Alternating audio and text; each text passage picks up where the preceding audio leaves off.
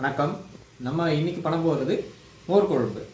மோர் குழம்புக்கு தேவையான இன்க்ரீடியன்ட்ஸ் தனியா, தோரம்பருப்பு, கடலப்பருப்பு, ஜீரகம், தேங்காய், பச்சை மிளகாய், இஞ்சி, மோர். இப்போ நம்ம மோர் குழம்புக்கு தேவையான பொருட்களை ஊற வச்சு அரைக்கணும். அதை பார்த்திங்கன்னா தனியா, கடலப்பருப்பு, தோரம்பருப்பு, ஜீரகம் இது ஒரு அரை மணி நேரம் ஊறணும். அதுக்கடுத்து ஊற வச்சு அரைச்சி அதுக்கடுத்து மோர் குழம்பு எப்படி பண்ணுறத நம்ம ப்ராசஸிங் பார்க்கலாம். இப்போ ஊற வச்சாச்சு. ஊற வச்சதை இப்போ நம்ம அரைக்க போகிறோம். தனியா, கடலப்பருப்பு, துவரம்பருப்பு, ஜீரகம்,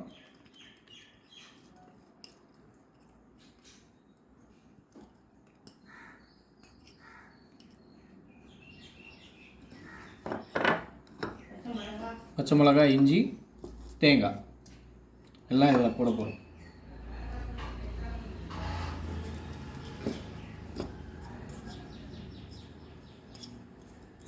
போட்டு இதை அரைக்க போகிறோம். நம்ம எடுத்து வச்சுருக்க மோரில் இப்போ 1/4 டீஸ்பூன் மஞ்சள் தூள் சேர்த்துருக்கோம். இப்போது இதில் இந்த அரவைங்களை சேர்க்க போகிறோம்.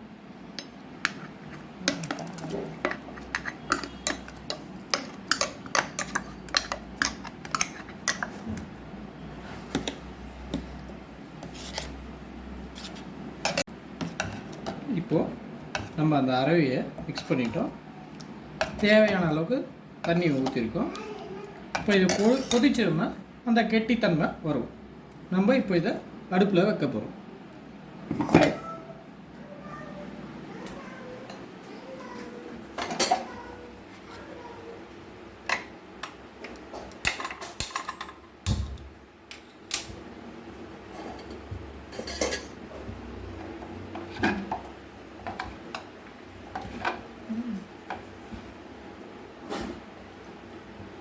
இப்போ இது தேவையான அளவு உப்பு போட போகிறோம். உப்பு போட்டு இது ரொம்ப நேரம் கொதிக்கக்கூடாது. ஒரே ஒரு கொதி வந்த பிறகு இதை ஆஃப் பண்ணணும். இப்போ இது கொதிச்சுன்னு இருக்கு. இது மாதிரி கொதி வந்த பிறகு நம்ம ஆஃப் பண்ணிவிட்டு அதுக்கடுத்து தாளிப்பு போடணும். தாளிப்பு போடுறத சொல்கிறேன். இது பார்த்திங்கன்னா மோர் குழம்பு பார்த்திங்கன்னா நம்ம வெண்டைக்காய் போடலாம், பூசணிக்காய் போடலாம், கடலப்பருப்பு உருண்டை போடலாம். இதெல்லாம் போட்டால் நல்லா இன்னும் டேஸ்ட்டாகவும் இருக்கும், நல்லாவும் இருக்கும். நம்ம சாப்பிட்றதுக்கு நல்ல டேஸ்ட்டு, இன்னும் கடலப்பருப்பு பார்த்திங்கன்னா நல்ல டேஸ்ட்டாகவும் இருக்கும். கடுகு தாளிப்பு போட்டிருக்கோம். அதோட கொஞ்சம் வெந்தயம்,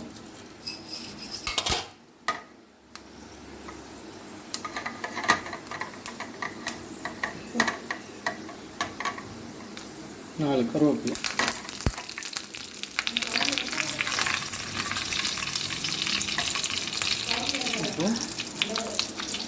இந்த மோர் குழம்புல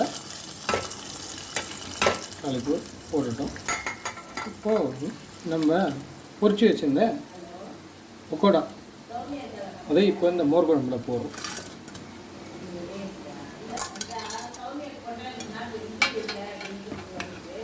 இந்த மோர் குழம்பு வந்து பார்த்திங்கன்னா மூடி வைக்கக்கூடாது.